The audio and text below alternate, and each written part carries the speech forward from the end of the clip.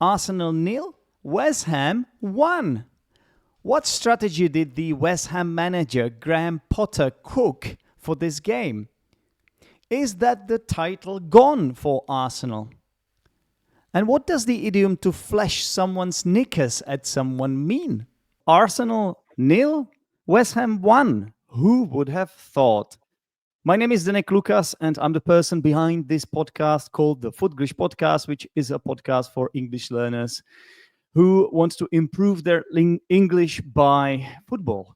And my guest today is none other than a recurring friend of the podcast, I could say. His name is Clive, a West Ham fan. Hello, Clive. Welcome back. Hi.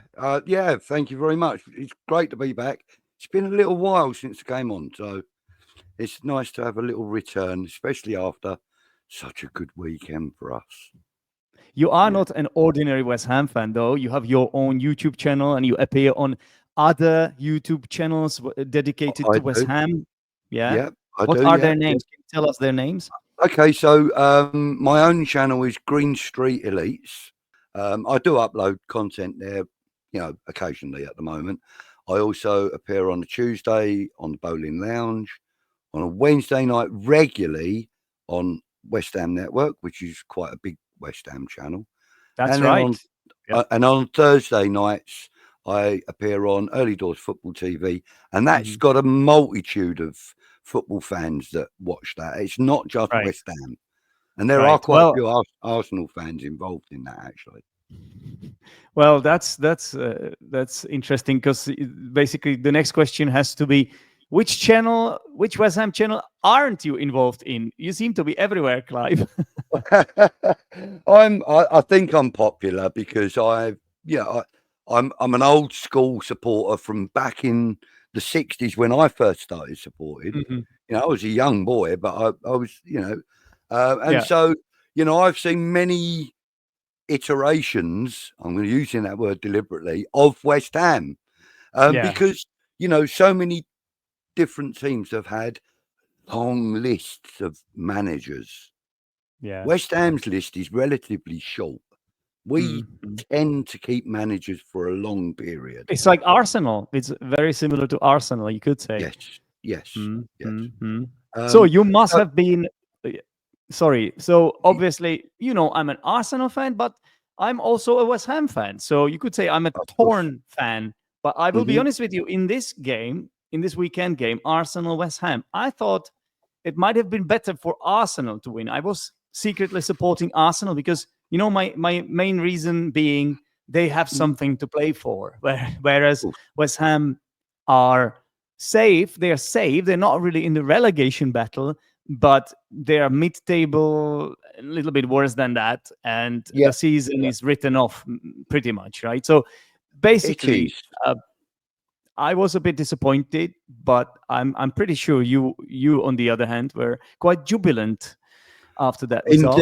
Indeed, I was. And to be fair, on the opposite side of the scale to your disappointment in the result, I have that added jubilation because you are a London rival, and that means a heck of a lot in football.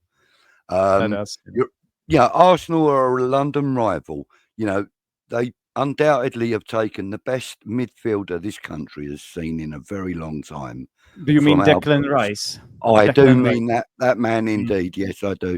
And I can say his name now. And I applaud him because he holds his head high, especially when West Ham fans are tearing strips off of him, live in the stadium.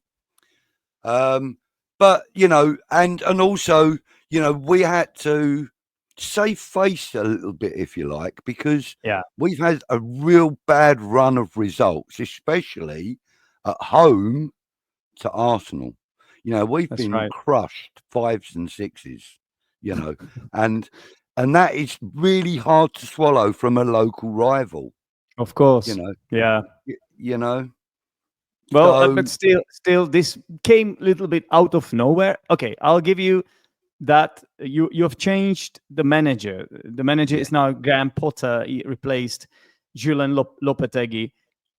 Yes. But to be honest, I didn't see this one coming, even though your performances have improved under this new manager, Potter.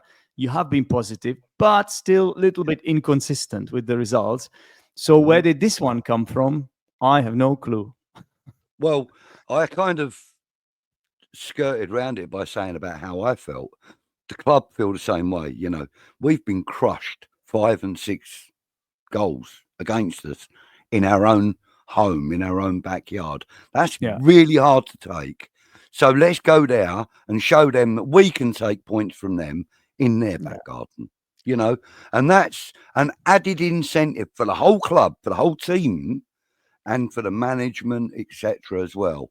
So, you know, Graham Potter has a point to prove. You know, he hasn't come here just to make up the numbers, and he hasn't come here to be a short-term prospect. He's come here to be a long-term. I don't want to use the word project because it gets used far too much and it means nothing these days in football. He's come here for the long term. He wants to win. I'm not saying what he wants to win because I don't know the answer to that, but he wants to win. Every manager out there wants to win. And the fact that he has come from the background that he has as a player for Brighton, went off and brought a literally a 4th division team in Sweden, I believe it was. Yeah. And had them playing in European competitions by being basically in Champions League places. That's right. Yeah, Brighton were amazing at the time under Graham Potter. He was nicknamed Harry Potter, honestly. But then something went wrong, and his next job was at Chelsea, and that was absolutely awful. Right? He did a terrible job there. Really and truly, what you did was right now. Graham Potter is what I call a steady manager that likes to work with what he has. Okay, he's not what a greedy manager where you go, oh, I like him and I like him, I want them. Yeah, he's not like that. They identify talent that can come and be nurtured under his tutelage. Yeah. So, and what I really like about him is, okay, yes, he is English, and you know, all the fans in the stadium and that are kind of appreciative of that because it's been a while since we've had an English manager. You know, that is true.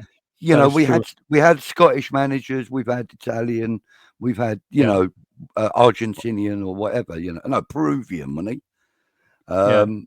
So you know, we've had many managers that. Well, I say many. We haven't had that long a list of managers, but we've had managers that haven't been English. And for West Ham, the fact that we are in the heart of the capital city, we now have that London on our badge, which I actually don't like. But it means so much to us to have an English manager at the helm or coach at the helm to kind of punch us forward with a little. Yes, we love all our foreign players. We love them, you know, and let's not be, biased here. I loved Slaven Bilic, probably the most un-English manager we've had, other than Pellegrini. Sounds like someone from the Balkans to me. It is, yeah. You know, he was a great guy.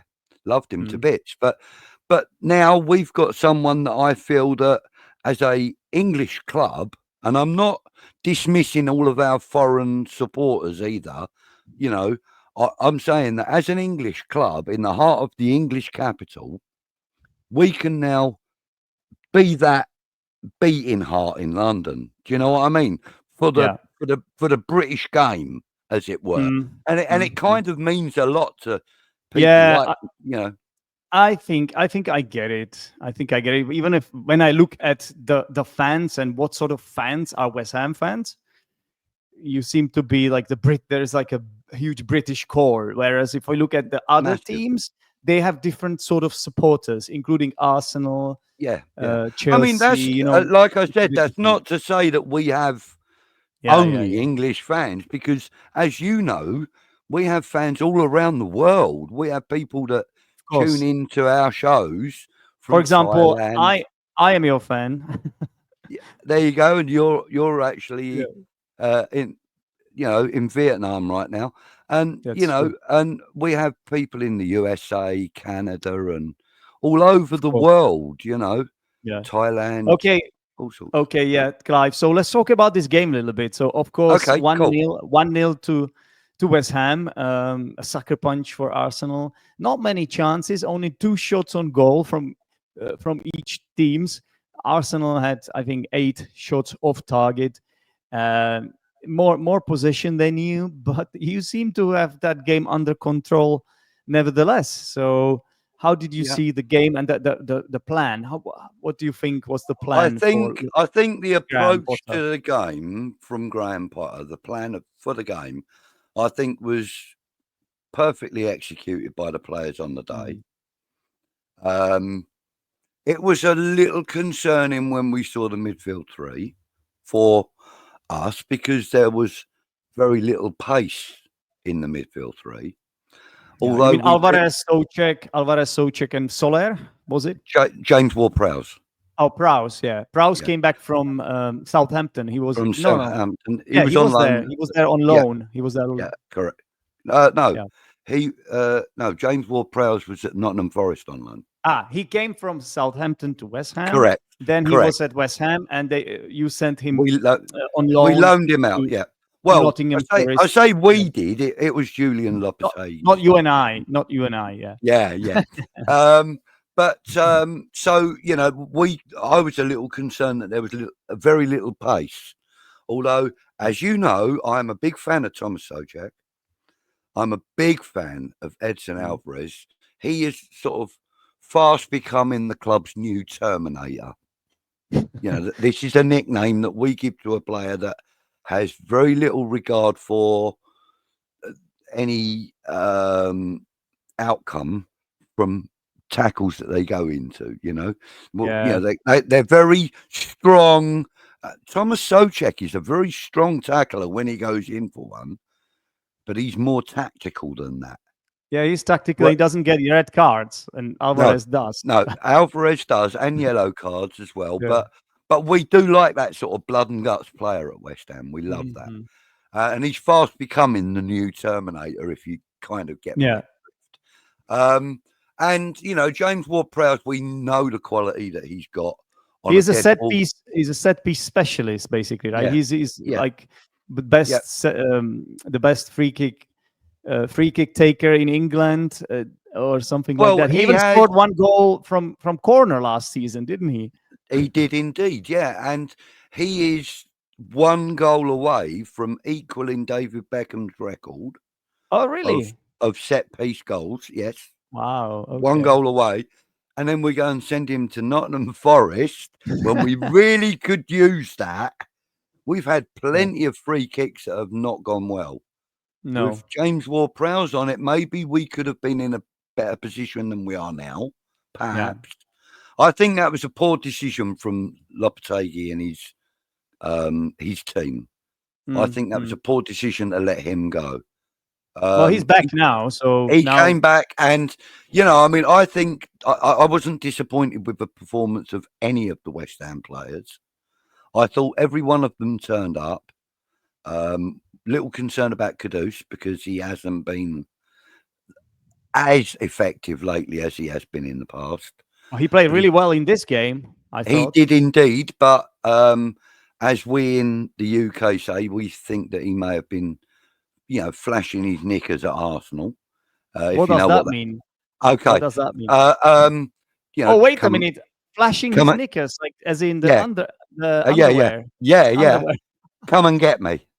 Come and get me. Okay, so as like a cheap woman, basically, yeah. Oh, I'm available. Come and get me. That's what that means.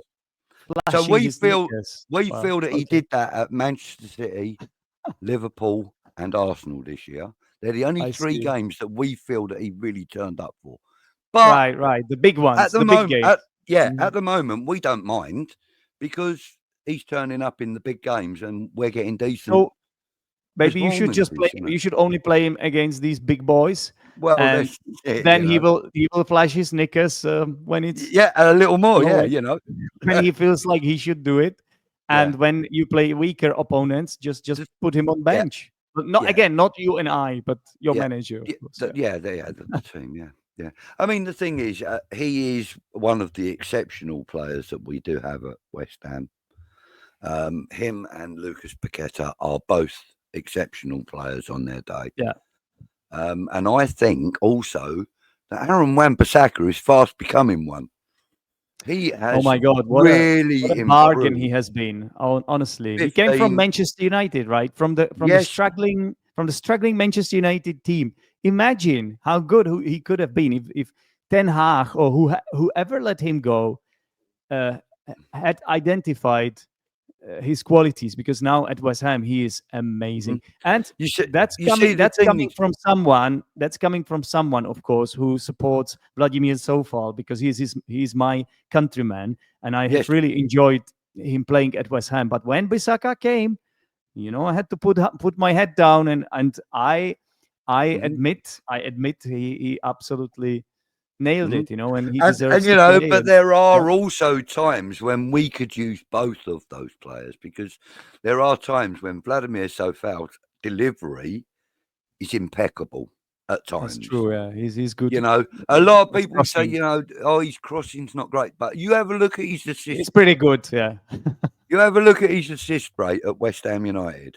Yeah. I guarantee you, it's probably the best in the club since he's been there. He's very consistent. You always know how he's going to put the ball in, and he does it on a consistent basis. And his long throws long throws are good as well. I think he's probably had at least 6 assists from the throw in directly.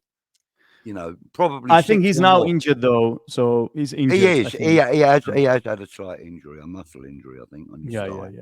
Okay, that shouldn't take very long to heal. So Arsenal were disappointing in this game, including Declan Rice. To be honest, at one point I thought to myself, is he really playing for us, for Arsenal, or is he playing for us, for West Ham? I don't know which one I should say, for you, for us. I'm a schizophrenic Arsenal / West Ham fan.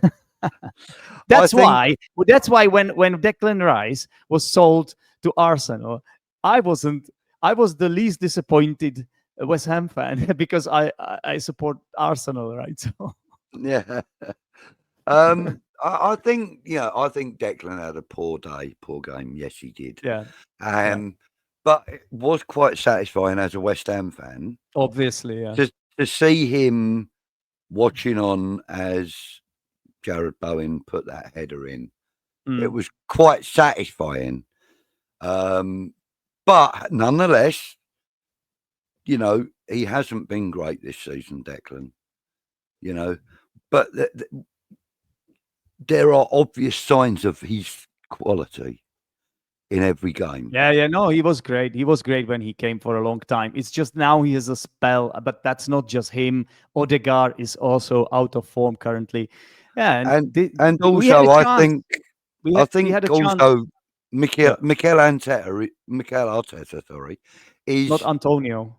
No, Mikel Arteta is probably not playing Declan Rice with as much freedom as he would like, because with a little more freedom, Declan is a lot more artistic. Possibly, yeah. Oh, he is. Trust me. I mean, you've watched enough of his games at West Ham to know remember, that. Yeah. But I also sometimes didn't like the fact that he was outshining, if that's the word, Tomáš Souček, because Tomáš Souček is also a box-to-box midfielder, and I think that's why he was not at his best. That's why he was so heavily criticized, partially because he was not played in his best position because of Declan Rice, to appease Declan Rice, And yet, funnily enough, Tomáš Souček has received more criticism since Declan Rice went to Arsenal. Yeah. This season, we are now giving him the credit he is due, for the games that he's playing and Mm. for the way that he's playing them. I think a lot of West Ham fans would agree that he is invaluable, not irreplaceable, but invaluable. So, you know, we wouldn't be surprised if he was maybe purchased by Everton now that David Moyes is there. Yeah, we wouldn't be surprised. Slightly disappointed, but we wouldn't be surprised.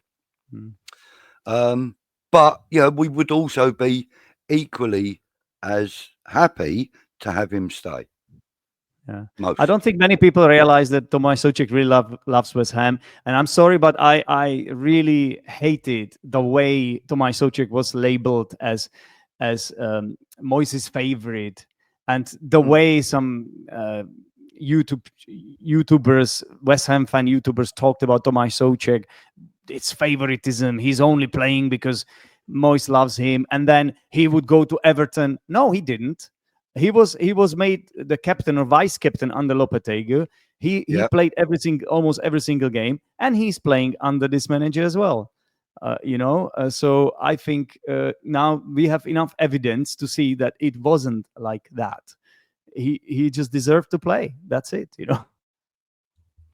Yeah, I agree. I think he's definitely an invaluable player. Yeah, I'll have one as well.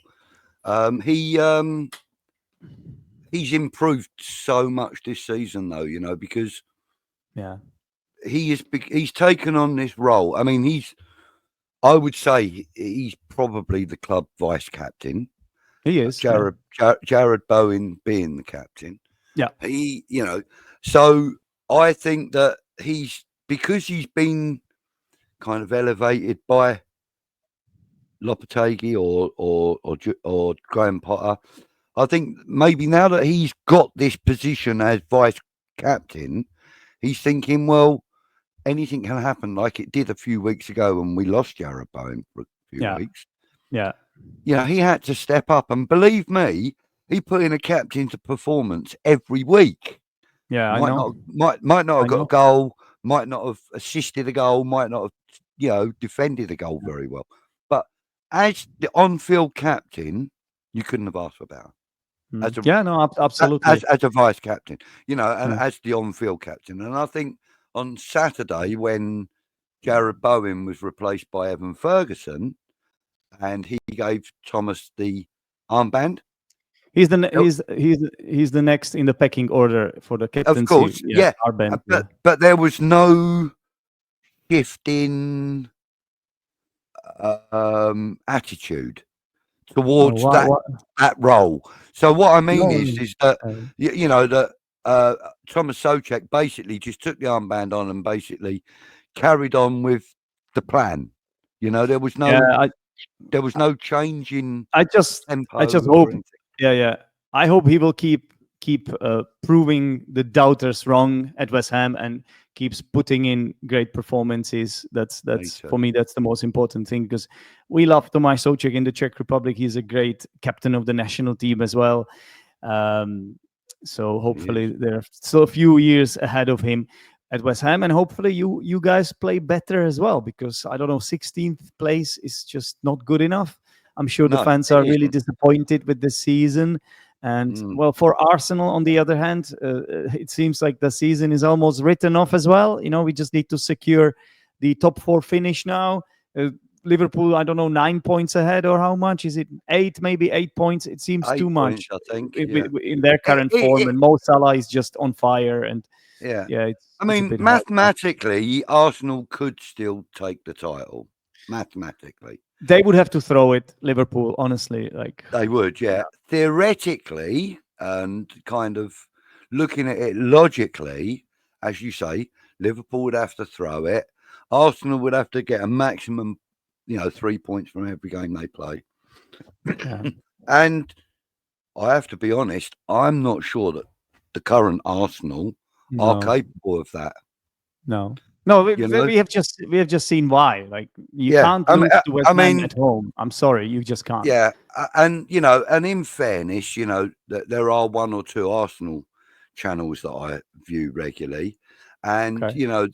there are comments that you see on the screen and you hear from the presenters sometimes, things like, but we were the Invincibles. Well, yes, Arsenal were the Invincibles, and fantastic that they are the only team to have ever done that in the Premier League. Massive, massive big up to them. Massive congratulations to them on it. But that was when you and I were young lads. Well, I weren't so young. Well, you were but much also, younger, though. 20 years ago it was, I would imagine Yeah. that not even many of the staff at the stadium are the same people. 20 there are, years ago, Clive. Yeah, there are no playing staff, no coaching staff, and very little of the board left from that period. It's just the fans. They're just nostalgic, and that's why sometimes like it's hard for them to take, because that is also true of West Ham. Yeah. I mean, like, one of the things that you'll hear a lot is that West Ham won the World Cup in 1966. We hold on to that because 3 West Ham players played pivotal role in that game. Right. So, we kind of claim that as our World Cup. It's a tongue-in-cheek, a joke, but of course. we do use it quite a lot. However, nothing of West Ham United in 1966 survives to this day. Not even the badge on the shirt. Yeah. It's completely different. Yeah, I know what you mean, man. The only thing that survives is the claret and blue. Yeah, that is it. Well, that is it. That is a great note to end on this fantastic podcast with you, Clive. Thank you very much for talking to me about West Ham and this Arsenal West Ham game. And all the best to you. I will be in touch. Thanks. Lovely to see you. Take care, buddy. Bye. Bye-bye. Welcome back to the Language Corner. As always, in this part of the show, there is no interview anymore. I'm just by myself here, and I will be clarifying or explaining something from the English language, because that's what English teachers do, and I'm an English teacher. So today we're taking a look at the phrase to flash your knickers at someone. So this is an idiom. So the whole phrase has a meaning of basically trying to attract somebody's attention. Yeah. And now we should explain it. Let's dive deeper into this British English slang idiom. First of all, what are knickers? Well, knickers, spelled with K-N-I-C-K-E-R-S,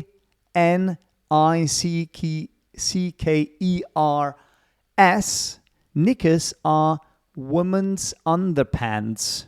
Yeah, so we're talking about women's underwear, and basically, if you flash your knickers, you're basically sort of like showing your underwear in a provocative way to seek attention, right? So, however, we use this to talk about football in a sense of when there is a football player who wants to maybe change their club, right? Who wants to showcase his abilities to bigger clubs. In this case, we were talking with Clive about Mohamed Kudus, the West Ham player, and he was playing well in that game because he was flashing his knickers at Arsenal, right? He was playing well because he was hoping that some agents would notice him and potentially he could get a transfer to better club. Yeah, that's the idea. To flash your knickers at someone. That's basically it. So I hope you like this one. I don't know how useful it is outside football. I suppose you could use it in some contexts, but here it's used in football mainly. Okay, guys, I guess that's it for today. Don't forget, you can support the Footglish podcast by giving this video on the YouTube channel a like. Or if you're listening to this as an audio, then just go to, Spotify and give this show a 5-star rating.